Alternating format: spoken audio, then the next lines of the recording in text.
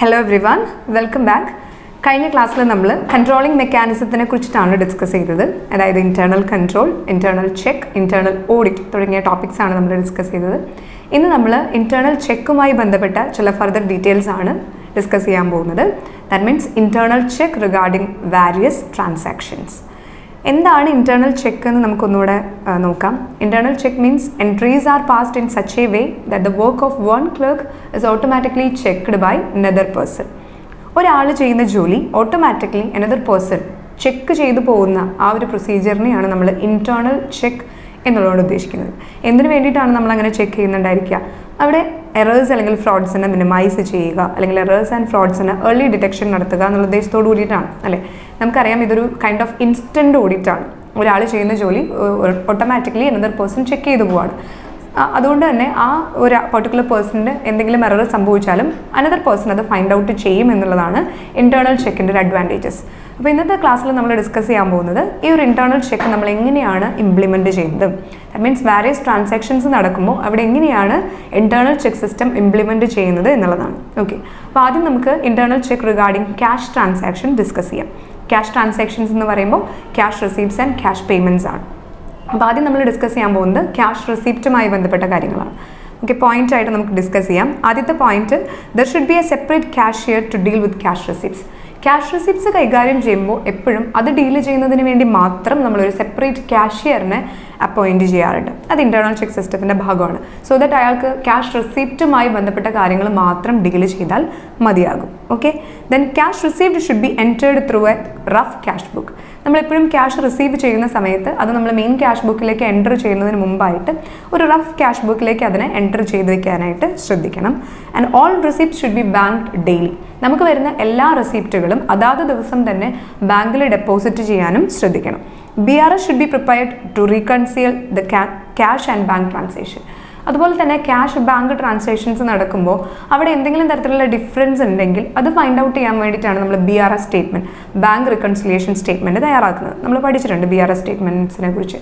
Bank പാസ്ബുക്കും cash ബുക്കും തമ്മിലുള്ള ഡിഫറൻസുകളെ നമ്മൾ നോട്ട് ഡൗൺ ചെയ്യുന്നത് BRS സ്റ്റേറ്റ്മെൻറ്റിലാണ്. അപ്പോൾ അത് തയ്യാറാക്കുക, BRS സ്റ്റേറ്റ്മെൻറ്റ് തയ്യാറാക്കുക. All unused receipts should be kept by a responsible officer. അതുപോലെ തന്നെ നമ്മൾ ഉപയോഗിക്കാത്ത അൺയൂസ്ഡ് ആയിട്ടുള്ള റെസിപ്റ്റുകളെല്ലാം ഒരു സെപ്പറേറ്റ് റെസ്പോൺസിബിൾ ഓഫീസറുടെ കയ്യിൽ സേഫ് കസ്റ്റഡിയിൽ സൂക്ഷിച്ചിരിക്കണം. There should be a separate arrangement for custody of bills receivable. Bills റിസീവബിളിൽ നമ്മൾ കൈകാര്യം ചെയ്യുന്നതിന് വേണ്ടി ഒരു സെപ്പറേറ്റ് പേഴ്സൺ അല്ലെങ്കിൽ സെപ്പറേറ്റ് അറേഞ്ച്മെൻറ്റ് നമ്മൾ അതിന് വേണ്ടി തയ്യാറാക്കണം. And all cash receipt should be acknowledged by printed receipt. നമ്മൾ നടത്തുന്ന എല്ലാ ക്യാഷ് റെസിപ്റ്റ്സും പ്രിൻറ്റഡ് റെസിപ്റ്റുകളായിട്ട് തന്നെ നമ്മൾ തയ്യാറാക്കാനായിട്ടും സൂക്ഷിക്കാനായിട്ടും ശ്രദ്ധിക്കുക. ഈ കാര്യങ്ങളൊക്കെയാണ് ക്യാഷ് റിസിപ്റ്റുമായി ബന്ധപ്പെട്ട് നമുക്ക് ചെയ്യാവുന്ന ഇന്റേണൽ ചെക്ക് സിസ്റ്റം. അപ്പോൾ ഈ ഒരു കാര്യങ്ങൾ നമ്മൾ ശ്രദ്ധിച്ചു കഴിഞ്ഞാൽ ക്യാഷ് റിസിപ്റ്റുമായി ബന്ധപ്പെട്ട് നമുക്ക് എറേഴ്സ് അല്ലെങ്കിൽ ഫ്രോഡ്സിനെ നമുക്ക് മിനിമൈസ് ചെയ്യാനായിട്ട് സാധിക്കുമെന്നാണ് പറയുന്നത്. അതുപോലെ തന്നെ ക്യാഷ് പേയ്മെൻറ്റ് ഉണ്ട്. ക്യാഷ് പേയ്മെൻറ്റ്സ് ചെയ്യുമ്പോൾ നമ്മൾ എന്തൊക്കെ കാര്യങ്ങളാണ് ശ്രദ്ധിക്കേണ്ടത്, അല്ലെങ്കിൽ എന്തൊക്കെ ഇന്റേണൽ ചെക്ക് സിസ്റ്റമാണ് ഇംപ്ലിമെൻറ്റ് ചെയ്യുന്നത്? There should be a separate paying ക്യാഷിയർ.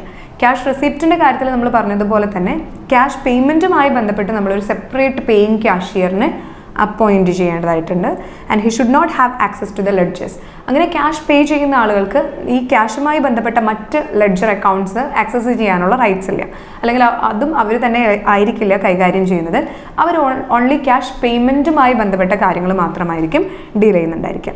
In case of petty cash transactions the impressed system is followed. Petty cash സിസ്റ്റമാണ് നമ്മൾ ചെയ്യുന്നതെങ്കിൽ അവിടെ ഇംപ്രസ്ഡ് സിസ്റ്റം ആയിരിക്കും നമ്മൾ ഫോളോ ചെയ്യുന്നുണ്ടായിരിക്കുക. Okay, petty cash payment must be made to the petty cashier. Petty cash payment ആണ് നമ്മൾ കൈകാര്യം ചെയ്യുന്നതെങ്കിൽ അത് ചെയ്യാൻ വേണ്ടി മാത്രം നമ്മളൊരു സെപ്പറേറ്റ് പെറ്റി ക്യാഷിയറിനെ അപ്പോയിൻറ്റ് ചെയ്യേണ്ടതായിട്ടുണ്ട്. All payment is made by proper authority. നമ്മൾ നടത്തുന്ന എല്ലാ പേയ്മെൻറ്റും അതുമായി ബന്ധപ്പെട്ടിട്ടുള്ള പ്രോപ്പർ അതോറിറ്റീസ് ആയിരിക്കും ചെയ്യുന്നുണ്ടായിരിക്കുക.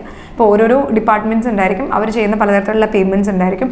അതിൻ്റെ ഹെഡ് ഓഫ് ദി ഡിപ്പാർട്ട്മെൻറ്റ് അല്ലെങ്കിൽ അതിൻ്റെ ഒരു ഹയർ അതോറിറ്റി ഉണ്ടായിരിക്കും. അവരായിരിക്കും എല്ലാ പേയ്മെൻറ്റുകളും സാങ്ഷൻ ചെയ്യേണ്ടതും കൈകാര്യം ചെയ്യേണ്ടതും. Acknowledgement shall be obtained for all payment made. നമ്മൾ നടത്തുന്ന എല്ലാ പേയ്മെൻറ്റുകൾക്കും ആ റിസീവ് ചെയ്ത ആളുകൾ അത് അക്നോളജ്മെൻറ്റ്, അവർക്ക് ആ പേയ്മെൻറ്റ് റിസീവ് ആയി എന്നുള്ള അക്നോളജ്മെൻറ്റ് ലെറ്റർ കൂടെ അല്ലെങ്കിൽ അക്നോളജ്മെൻറ്റ് കൂടെ നമ്മൾ സൈൻ ചെയ്ത് വാങ്ങിച്ചിട്ടുണ്ടായിരിക്കണം. ഇത്രയും കാര്യങ്ങൾ. അതുപോലെ തന്നെ ക്യാൻസൽഡ് ചെക്സ് എന്തെങ്കിലും ഉണ്ടെങ്കിൽ അത് നമ്മൾ ഡെസ്ട്രോയ് ചെയ്ത് നശിപ്പിച്ച് കളയണം. Unused cheques should be kept under lock and key. Unused ആയിട്ടുള്ള ചെക്സ് കാര്യങ്ങളുണ്ടെങ്കിൽ അത് നമ്മൾ സേഫ് കസ്റ്റഡിയിൽ സൂക്ഷിക്കാനായിട്ടും ശ്രദ്ധിക്കുക. അപ്പോൾ ഇത്രയും കാര്യങ്ങളൊക്കെയാണ് ക്യാഷ് പേയ്മെൻറ്റുമായി ബന്ധപ്പെട്ട് നമുക്ക് ചെയ്യാവുന്ന ഇൻറ്റേർണൽ ചെക്ക് സിസ്റ്റം എന്ന് പറയുന്നത്. അതാണ് ക്യാഷ് ട്രാൻസാക്ഷൻസ്, അതായത് ക്യാഷ് റെസീപ്റ്റും ക്യാഷ് പേയ്മെൻറ്റുമായി ബന്ധപ്പെട്ടിട്ടുള്ള ഇൻറ്റേർണൽ ചെക്ക് സിസ്റ്റം എന്ന് പറയുന്നത്. ഇതുപോലെ തന്നെ പെറ്റി ക്യാഷ് ഉണ്ട്. പെറ്റി ക്യാഷ് നമുക്കറിയാമല്ലോ. അപ്പോൾ പെറ്റി ക്യാഷ് കൈകാര്യം ചെയ്യുന്ന സമയത്ത് അവിടെ എന്തൊക്കെയാണ് നമ്മൾ ഡീൽ ചെയ്യേണ്ട ഇൻറ്റേർണൽ ചെക്ക് സിസ്റ്റം എന്നുള്ളതാണ്. അപ്പോൾ അവിടെ separate person appointed for dealing petty cash payments. Petty cash payments മാത്രം ഡീൽ ചെയ്യാൻ വേണ്ടി നമ്മളൊരു സെപ്പറേറ്റ് പെറ്റി ക്യാഷിയറിനെ അപ്പോയിൻറ്റ് ചെയ്യണം. Petty cash book should be kept on imprest system. നമ്മൾ നേരത്തെ പറഞ്ഞതാണ്. പെറ്റി ക്യാഷ് ബുക്ക് സിസ്റ്റമാണ് നിങ്ങൾ ഫോളോ ചെയ്യുന്നതെങ്കിൽ അവിടെ ഇംപ്രസ്ഡ് സിസ്റ്റത്തിലാണ് നമ്മളത് ചെയ്യേണ്ടത്. അപ്പോൾ എന്താണ് ഇംപ്രസ്ഡ് സിസ്റ്റം എന്ന് പറഞ്ഞു കഴിഞ്ഞാൽ? ഇംപ്രസ്ഡ് എമൗണ്ട് മീൻസ് നമ്മളൊരു certain sum of amount that is paid to the particular person for a certain period. ഒരു പ്രത്യേക കാലയളവിലേക്ക്, സേ ഒരു വീക്കിലേക്കോ ഒരു മന്തിലേക്കോ നമ്മളൊരു certain amount of money, say ഒരു 10,000 അല്ലെങ്കിൽ 15,000 നമ്മൾ പെറ്റി ക്യാഷിയറിന് കൊടുത്തേൽപ്പിക്കുകയാണ് ചെയ്യുന്നത്. അതായത് ഈ ഒരു മാസ കാലയളവിലേക്ക് ഈ ഒരു സെർട്ടൻ എമൗണ്ട് ഓഫ് മണി മാത്രമാണ് അവർ എക്സ്പെൻസ് ചിലവാക്കുന്നുണ്ടായിരിക്കും, അല്ലെങ്കിൽ അവർക്ക് വരുന്ന എക്സ്പെൻസുകളെല്ലാം ഈ ഒരു സെർട്ടൻ എമൗണ്ടിൽ നിന്ന് തന്നെ അവർ മീറ്റ് ചെയ്തോളണം. അതിനെയാണ് നമ്മൾ എന്ത് പറയുന്നത്? ഇംപ്രസ്ഡ് സിസ്റ്റം എന്നുള്ളതുകൊണ്ട് ഉദ്ദേശിക്കുന്നത്. അപ്പോൾ പെറ്റി ക്യാഷിൻ്റെ കേസിൽ നമ്മളെപ്പോഴും ഫോളോ ചെയ്യുന്നത് ഈ ഒരു ഇംപ്രസ്ഡ് സിസ്റ്റം ആയിരിക്കും. Then no petty cash payment made without proper voucher. നമ്മൾ പെറ്റി ക്യാഷിയർ ഏത് തരത്തിലുള്ള പേയ്മെൻറ്റ് നടത്തിയാലും അത് പ്രോപ്പറായിട്ട് വൗച്ചർ ഒപ്പിട്ട് വാങ്ങിയതിന് ശേഷം മാത്രമാണ്. ഒരു എത്ര രൂപയുടെ പേയ്മെൻറ്റ് നടത്തിയാലും അത് നമ്മൾ വൗച്ചർ എഴുതി ഒപ്പിട്ട് വാങ്ങിക്കാൻ ശ്രദ്ധിക്കണം. Petty cash book maintained on analytical terms. Analytical ഫോംസിലായിരിക്കും നമ്മൾ പെറ്റി ക്യാഷ് ബുക്ക് മെയിൻറ്റെയിൻ ചെയ്യുന്നുണ്ടായിരിക്കുക. Petty cashier should not give any amount other than the impressed system. അപ്പോൾ ഇംപ്രസ്ഡ് സിസ്റ്റം നമ്മൾ പറഞ്ഞ പോലെ ഒരു സെർട്ടൻ എമൗണ്ട് നമ്മൾ കൊടുത്ത് ഏൽപ്പിക്കുന്നുണ്ടായിരിക്കും. അതിന് മുകളിലുള്ള ഒരു തരത്തിലുള്ള പേയ്മെൻറ്റും ഒരിക്കലും പെറ്റി ക്യാഷിയർ ചെയ്യാൻ പാടില്ല. ഇംപ്രസ്ഡ് സിസ്റ്റമാണ് ഫോളോ ചെയ്യുന്നതെങ്കിൽ ആ ഒരു സെർട്ടൻ എമൗണ്ട് മാത്രമാണ് പെറ്റി ക്യാഷിയർ എക്സ്പെൻസിന് വേണ്ടി എടുക്കാനായിട്ട് പാടുള്ളൂ. All vouchers must be properly filed and kept under the custody of petty cashier. Petty ക്യാഷുമായി ബന്ധപ്പെട്ടിട്ടുള്ള എന്ത് തരം പേയ്മെൻറ്റ് നടത്തിയാലും അതിൻ്റെ എല്ലാ വൗച്ചറുകളും ആരുടെ സേഫ് കസ്റ്റഡിയിൽ തന്നെയായിരിക്കും? പെറ്റി ക്യാഷിയറുടെ കയ്യിൽ തന്നെയായിരിക്കും. തന്നെ അതൊരു റെസ്പോൺസിബിൾ ഓഫീസർ വെരിഫൈ ചെയ്യുന്നുണ്ടായിരിക്കും. അതായത് മെയിൻ ക്യാഷിയർ അത് വെരിഫൈ ചെയ്യുകയും ചെയ്യുന്നുണ്ടായിരിക്കും. അപ്പോൾ അത്രയും കാര്യങ്ങളാണ് പെറ്റി ക്യാഷുമായി ബന്ധപ്പെട്ട് നമ്മൾ ശ്രദ്ധിക്കേണ്ടുന്ന അല്ലെങ്കിൽ നമ്മൾ ഫോളോ ചെയ്യുന്ന ഇൻറ്റേർണൽ ചെക്ക് സിസ്റ്റം എന്ന് പറയുന്നത്. then അടുത്തത് ക്യാഷ് സെയിലുമായി ബന്ധപ്പെട്ട കാര്യങ്ങളാണ്. സെയിൽ നമ്മൾ നടത്തുമ്പോൾ എന്തൊക്കെ കാര്യങ്ങളാണ് ശ്രദ്ധിക്കേണ്ടത്? സെയിൽ എന്ന് പറയുമ്പോൾ അത് പല രീതിയിലാണ്. Sales over the counter, sales by postal salesman, അല്ലെങ്കിൽ പോസ്റ്റൽ സെയിൽസ് വഴി, അല്ലെങ്കിൽ സെയിൽസ് ബൈ സെയിൽസ്മാൻ, ഇങ്ങനെ പല രീതിയിലായിരിക്കും നമ്മൾ സെയിൽസ് ചെയ്യുന്നുണ്ടായിരിക്കുക.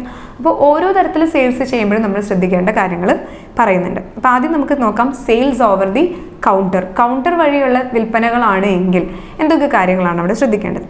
അപ്പോൾ ആദ്യത്തെ point, separate sales man should be appointed for each counter. വലിയ വലിയ സ്ഥാപനങ്ങളിലാവുമ്പോൾ പല കൗണ്ടറുകൾ വഴിയായിരിക്കും സെയിൽ നടക്കുന്നുണ്ടായിരിക്കുക. ഓരോ കൗണ്ടറിലേക്കും നമ്മൾ സെപ്പറേറ്റ് സെയിൽസ്മാനെ അപ്പോയിൻറ്റ് ചെയ്യുന്നുണ്ടായിരിക്കും.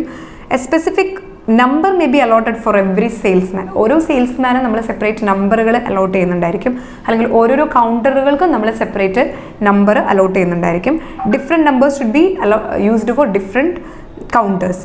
ആൻഡ് ഈ പറയുന്ന ഓരോ സെയിൽസ്മാനും നമ്മൾ എന്ത് ചെയ്യുന്നു? ഓരോ സെയിൽസ് മെമ്മോ ബുക്ക് പ്രൊവൈഡ് ചെയ്യുന്നുണ്ടായിരിക്കും. സെയിൽസ് മെമ്മോ ബുക്ക് എന്ന് പറഞ്ഞു കഴിഞ്ഞാൽ എന്താണ്? സെയിൽസുമായി ബന്ധപ്പെട്ടിട്ടുള്ള എല്ലാ കാര്യങ്ങളും നമ്മൾ രേഖപ്പെടുത്തി വെക്കുന്ന ആ ഒരു രജിസ്റ്ററിനെയാണ് സെയിൽസ് മെമ്മോ ബുക്ക് എന്ന് പറയുക. ഓരോ കൗണ്ടറിലേക്കും നമ്മൾ separate sales memo book provide ചെയ്യുന്നുണ്ടായിരിക്കും. അത് മാത്രമല്ല, ഈ ഓരോ സെയിൽസ് മെമ്മോ ബുക്കിന് നമ്മൾ different colours, say orange, yellow, അങ്ങനെ ഡിഫറെൻറ്റ് കളേഴ്സ് ആയിരിക്കും നമ്മൾ പ്രൊവൈഡ് ചെയ്യുന്നുണ്ടായിരിക്കുക. സോ ദാറ്റ് അവിടെ ഒരു കൺഫ്യൂഷൻ ഉണ്ടാവാതിരിക്കാൻ വേണ്ടി ഓരോ സെയിൽസ് കൗണ്ടറിലും നമ്മൾ ഉപയോഗിക്കുന്ന സെയിൽസ് മെമ്മോ ബുക്ക് എന്ന് പറയുന്നത് ഡിഫറെൻറ്റ് കളേഴ്സിൽ ഡിസ്റ്റിങ്ക്റ്റീവ് ആയിട്ടുള്ള കളേഴ്സ് ആയിരിക്കും നമ്മൾ ഉപയോഗിക്കുന്നുണ്ടായിരിക്കുക. Then the sales memo prepared by the counter salesman should be checked by another officials. ഇങ്ങനെ ഓരോ സെയിൽസ്മാനും തയ്യാറാക്കുന്ന സെയിൽസ് മെമ്മോ ബുക്ക് ഒരു റെസ്പോൺസിബിൾ ഓഫീസേഴ്സ് വെരിഫൈ ചെയ്യുന്നുണ്ടായിരിക്കും.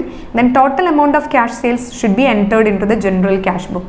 നമ്മൾ ഓരോ എൻഡ് ഓഫ് ദി ഡേ ഓരോ സെയിൽസ് മെമ്മോ ബുക്കിലും നമുക്ക് എത്ര ക്യാഷ് റെസിപ്റ്റ്സ് ഉണ്ടായി എന്നുള്ളത് നമ്മൾ ക്യാഷ് ബുക്കിനകത്തേക്ക് എൻറ്റർ ചെയ്ത് വെക്കുകയും കൂടെ ചെയ്യുന്നുണ്ടായിരിക്കും. അപ്പോൾ അത്രയും കാര്യങ്ങളാണ് സെയിൽസ് ഓവർ ദി കൗണ്ടർ വഴിയാണ് നമ്മൾ വിൽപ്പന നടത്തുന്നതെങ്കിൽ നമ്മൾ ശ്രദ്ധിക്കേണ്ടുന്ന ചില കാര്യങ്ങൾ. ഓക്കെ, അതുപോലെ തന്നെ നമ്മൾ എന്താ പറയുക, അന്നന്ന് വന്നിട്ടുള്ള ക്യാഷ് അതാത് ദിവസം തന്നെ ബാങ്കിൽ ഡെപ്പോസിറ്റ് ചെയ്യാനായിട്ട് ശ്രദ്ധിക്കും.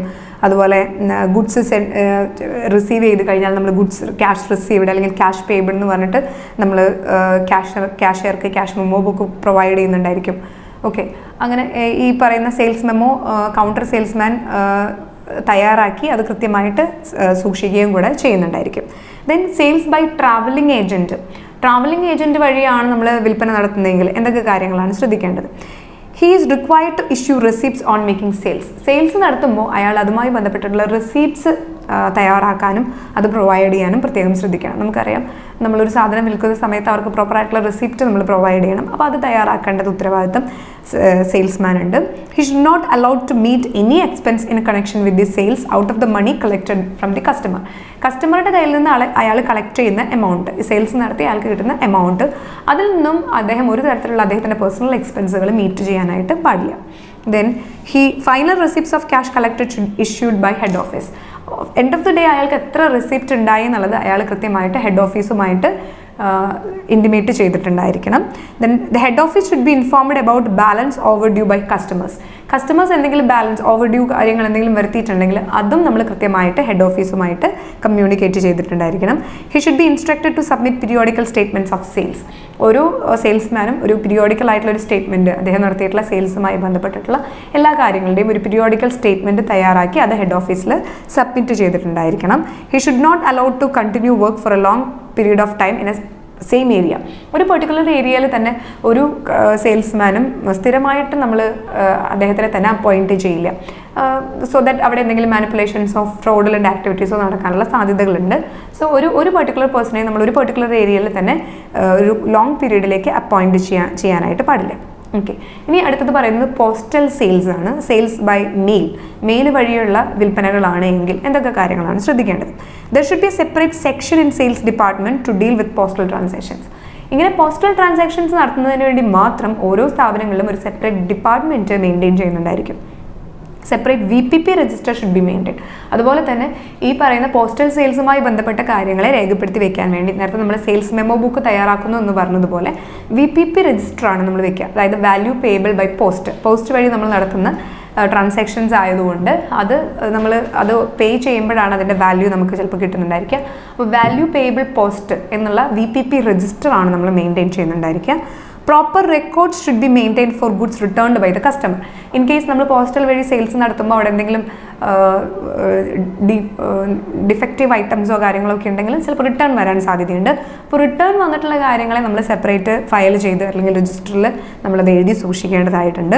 Total amount received in a day should be deposited into bank. അതുപോലെ പോസ്റ്റൽ സെയിൽസ് നടത്തി നമുക്ക് കിട്ടുന്ന ക്യാഷ് റെസിപ്റ്റ്സ് നമ്മൾ അതായത് ദിവസം തന്നെ ബാങ്കിൽ ഡെപ്പോസിറ്റ് ചെയ്യാനായിട്ട് ശ്രദ്ധിക്കുക. A proper officer should be check VPP register frequently. അതുപോലെ സെയിൽസ് മെമ്മോ ബുക്കൊക്കെ നമ്മൾ റെസ്പോൺസിബിൾ ഓഫീസർ വെരിഫൈ ചെയ്യണമെന്ന് പറഞ്ഞതുപോലെ തന്നെ VPP രജിസ്റ്ററും ഒരു ഓഫീസർ ഫ്രീക്വൻ്റ് ആയിട്ട് പരിശോധിച്ചിട്ടുണ്ടാവണം. Order received for postal sale should be properly filed. Postal sales വഴി നമുക്ക് എത്രത്തോളം ഓർഡറുകൾ റിസീവ് ചെയ്തിട്ടുണ്ട് അല്ലെങ്കിൽ പോസ്റ്റൽ സെയിൽസിന് വേണ്ടി നമുക്ക് എത്രത്തോളം ഓർഡർ വന്നിട്ടുണ്ട് എന്നുള്ളതൊക്കെ പ്രോപ്പറായിട്ട് ഫയൽ ചെയ്ത് നമ്മൾ സൂക്ഷിക്കണം. അപ്പോൾ അത്രയും കാര്യങ്ങളാണ് സെയിലുമായി ബന്ധപ്പെട്ടിട്ട് നമുക്ക് ഫോളോ ചെയ്യാവുന്ന ഇൻറ്റേർണൽ ചെക്ക് സിസ്റ്റം എന്ന് പറയുന്നത്. അതുപോലെ തന്നെ internal checks regarding wages, salary കൊടുക്കുന്നതുമായി ബന്ധപ്പെട്ടിട്ടുള്ള കാര്യങ്ങൾ, വേജ് അല്ലെങ്കിൽ പേയ്മെൻറ്റ് നടത്തുമ്പോൾ നമ്മൾ എന്തൊക്കെ കാര്യങ്ങളാണ് ശ്രദ്ധിക്കേണ്ടത്. അപ്പോൾ നമ്മൾ അത് പോയിന്റ് ആയിട്ടാണ് പറയുക.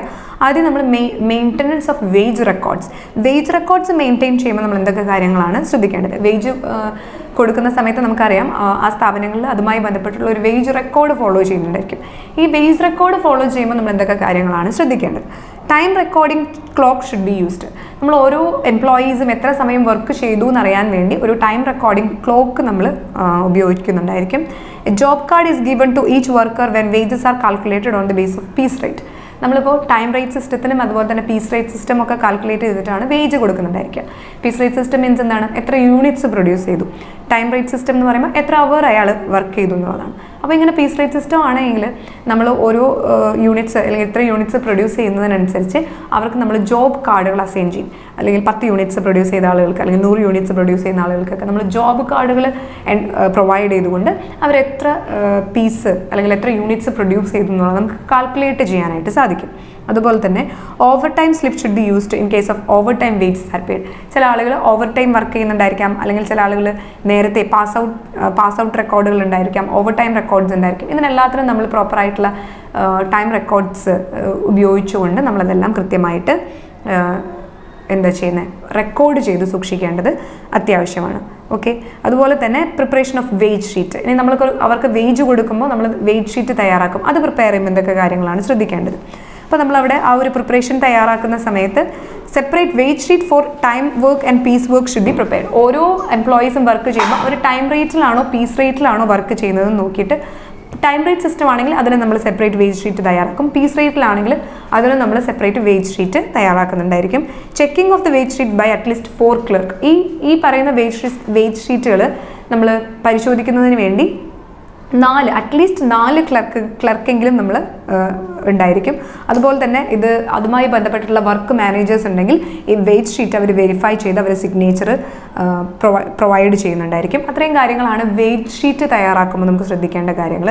അതുപോലെ തന്നെ പേയ്മെൻറ്റ് ഓഫ് വേജ് കൊടുക്കുന്ന സമയത്ത് നമ്മൾ എന്തൊക്കെ കാര്യങ്ങളാണ് ശ്രദ്ധിക്കേണ്ടത്?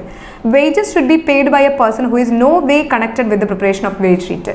വേജ് ഷീറ്റ് തയ്യാറാക്കുന്നതുമായി ബന്ധപ്പെട്ട് ഒരു കണക്ഷനും ഇല്ലാത്തൊരു വ്യക്തിയായിരിക്കും ഈ പേയ്മെൻറ്റ് കൊടുക്കുന്ന കാര്യങ്ങൾ ചെയ്യുന്നുണ്ടായിരിക്കുക. സോ ദാറ്റ് അവർക്കൊരു മാനിപ്പുലേഷനും ചെയ്യാനായിട്ട് സാധിക്കില്ല. ഓക്കെ, അല്ലെങ്കിൽ ചിലപ്പോൾ വേജ് ഷീറ്റ് തയ്യാറാക്കുന്ന സമയത്ത് ചിലപ്പോൾ എന്തെങ്കിലും മാൽ പ്രാക്ടീസസ് ഒക്കെ നടക്കാൻ സാധ്യതയുണ്ട്. അതുകൊണ്ട് വേജ് ഷീറ്റ് തയ്യാറാക്കുന്ന വ്യക്തി ആയിരിക്കില്ല ഒരിക്കലും എംപ്ലോയീസിന് വേജ് പേയ്മെൻറ്റ് നടത്തുന്നുണ്ടായിരിക്കുക. Then each worker who is to receive wages should be present at the time of disbursement of wage. Wage disbursement നടത്തുന്ന സമയത്ത് ആ വേജ് സാലറി അല്ലെങ്കിൽ വേജ് റിസീവ് ചെയ്യുന്ന ആളുകൾ അവിടെ പ്രസൻറ്റ് ആയിരിക്കണം. The foreman should be present to identify each worker. അപ്പോൾ ആ പെർട്ടിക്കുലർ പേഴ്സൺ തന്നെയാണോ വേജ് റിസീവ് ചെയ്യുന്നത് എന്ന് ഉറപ്പുവരുത്താൻ വേണ്ടി അവരുടെ ഫോർമാൻ അല്ലെങ്കിൽ സൂപ്പർവൈസർ അവിടെ പ്രസൻറ്റ് ആയിരിക്കണം. Signature of the workers should be obtained when wages are disbursed. ഓരോ ആളുകളും വേജ് റിസീവ് ചെയ്യുന്നതിനനുസരിച്ച് അവരുടെ സിഗ്നേച്ചർ അവിടെ രേഖപ്പെടുത്തിയിട്ടുണ്ടാവണം. Special arrangement should be made to pay wages to absent workers. In case ഏതെങ്കിലും വർക്കർ അവിടെ ആബ്സെൻ്റ് ആയി കഴിഞ്ഞാൽ അയാൾക്ക് നമുക്ക് വേജ് കൊടുക്കുന്നതിന് എന്തെങ്കിലും സ്പെഷ്യൽ അറേഞ്ച്മെൻറ്റ് ചെയ്യേണ്ടതുണ്ടെങ്കിൽ അത് നമ്മൾ തയ്യാറാക്കണം. A list of unpaid workers should be prepared. അതുപോലെ തന്നെ അൺപെയ്ഡ് വർക്കേഴ്സ് ആരെങ്കിലും ഉണ്ടെങ്കിൽ അവരുടെ ഒരു ലിസ്റ്റ് നമ്മൾ തയ്യാറാക്കണം. ഇത്രയും കാര്യങ്ങളാണ് വേജുമായി ബന്ധപ്പെട്ട് നമുക്ക് ശ്രദ്ധിക്കേണ്ട ചില കാര്യങ്ങൾ. ഓക്കെ, ഇത് കൂടാതെ നമ്മൾ internal check system regarding purchase, sale, അങ്ങനെ പല കാര്യങ്ങളും ഉണ്ട്. സ്റ്റോഴ്സുമായി ബന്ധപ്പെട്ടിട്ടുള്ള ഇൻറ്റേർണൽ ചെക്ക് സിസ്റ്റം എങ്ങനെയാണ് ഇംപ്ലിമെൻറ്റ് ചെയ്യേണ്ടത് തുടങ്ങിയ കാര്യങ്ങളൊക്കെ നമുക്ക് ഡിസ്കസ് ചെയ്യാനുണ്ട്. അത് നമുക്ക് അടുത്ത ക്ലാസ്സിൽ ഡിസ്കസ് ചെയ്യാം. Okay, so that's all for today's class. Thank you.